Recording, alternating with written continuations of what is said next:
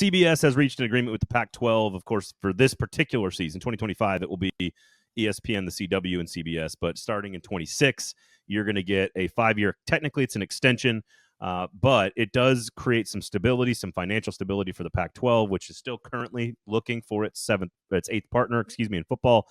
Texas State is rumored to be that. We laid out all the reasons why that move should happen soon, based on buyouts going way up in July, etc.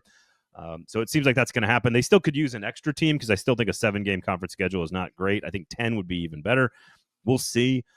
I'm curious if anybody else is second-guessing after this news of this particular television contract, which will include 3 network games. I am guessing, Steven, that will be the late-night window, because, and I haven't seen this unless you've seen some reporting on this, of course, they've got the Big Ten games at 2:30 Central Standard God's Time.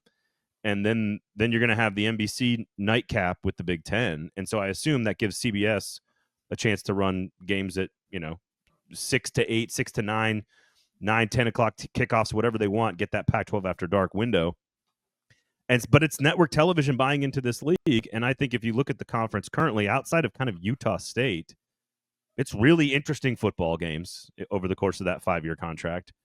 Do you think UNLV and Air Force, who basically kept the bag from the Mountain West to stay put, do you think they're regretting that decision? Do you think this changes anything for the Pac-12's future in terms of luring better teams to their ranks?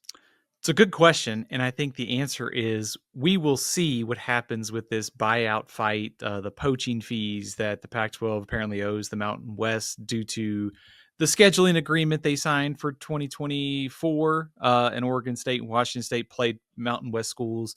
That is, of course, in mediation. We will have to see what happens with that. So I guess my answer kind of that is almost like contingent if you're UNLV, given that it sounds like they could get up to $20-something million Air Force, and it gets tiered to Wyoming, New Mexico, and some of the other schools.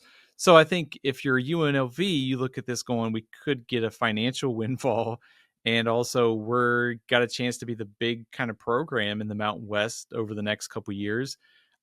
If that financially works out, that's great. I do think from an exposure standpoint, the Pac-12 is in a much better position.